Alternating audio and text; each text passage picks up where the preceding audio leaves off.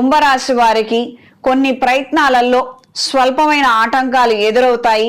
ఇవి మన మంచికే, ఇది గ్రహించి మెలగండి. అర్ధాంతరంగా మాత్రం ప్రయత్న లోపాలు లేకుండా, అర్ధాంతరంగా మాత్రం పనులలో ఆటంకాలు వచ్చాయని ఆపేసే ప్రయత్నాలు చేయొద్దు. ఏవో కొన్ని డాక్యుమెంట్స్ మిస్ అయ్యాయి, ఏవో కొన్ని ఏర్పాట్లు తగ్గాయి, అంత మాత్రమే. వాటిని మనం సక్రమంగా ఇన్ టైంలో రెక్టిఫై చేయగలుగుతాము. మన వైపు నుంచినటువంటి దొర్లిన తప్పులను సరిదిద్దుకోగలుగుతాము. మరి కాస్త వ్యవధి ఉంది, ఈ లోపల ఏదో జరిగిపోయినట్టుగా మాత్రం హడావుడి పడిపోయి వెనకడుగు వేయొద్దు. ఈ రాశి నుండి ద్వితీయ స్థానానికి శని మారుతున్నారు. చాలా ప్రభావం ఉంటుంది, ఎన్నో మార్పులు వస్తాయి. అవి మనలో మంచికి కారణమవుతుంది, చెడుకి కారణమవుతుంది. మంచిని ఎక్కువగా పెంచే ప్రయత్నం చేద్దాము.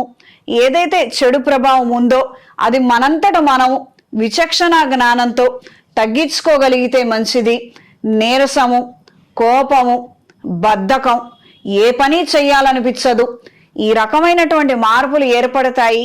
ఇవి మీరు రెక్టిఫై చేసుకోండి. యాక్టివ్గా ఉండే ప్రయత్నాలు చేయండి.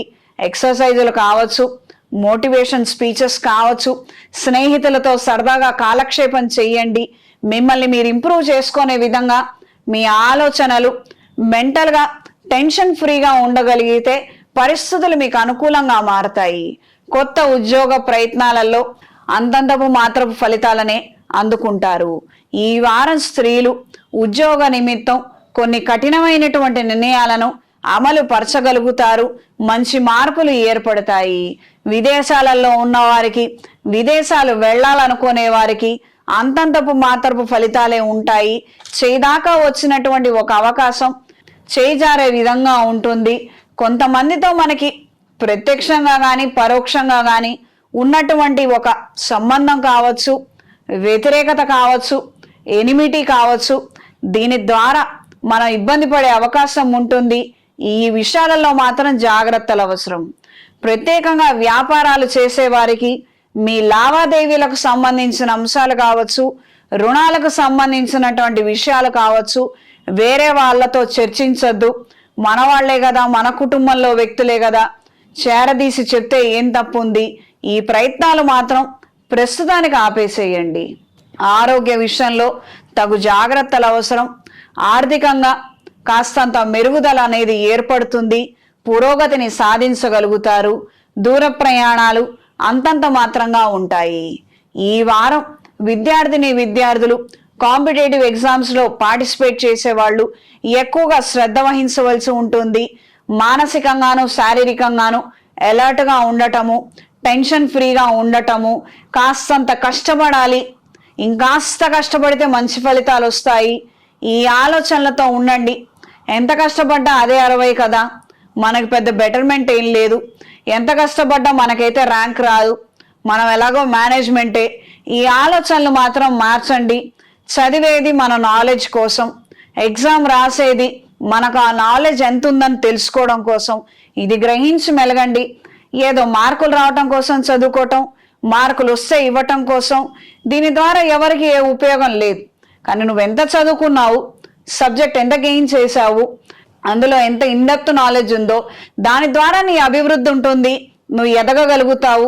ఇది గ్రహించి మెలగండి.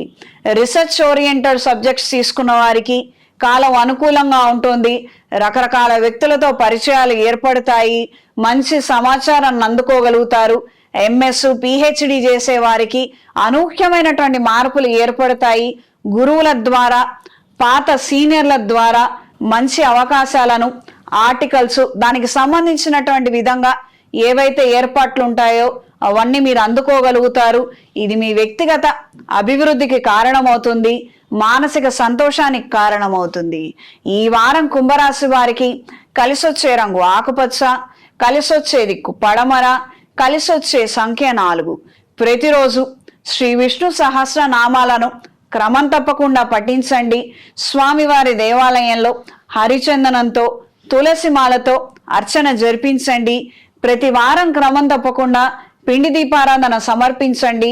అనుకూలమైన మార్పులు ఏర్పడతాయి. అవకాశం ఉన్నవారు ఏదైనా శైవ క్షేత్రంలో శ్రీ లక్ష్మీనారాయణ పాశుపత హోమాన్ని జరిపించండి. ఇక్కడున్న వాళ్ళు కావచ్చు, విదేశాలలో ఉన్న వాళ్ళకు కావచ్చు, మంచి అనుకూలమైన మార్పులు ఏర్పడతాయి. స్థిరత్వాన్ని కలిగి ఉంటారు.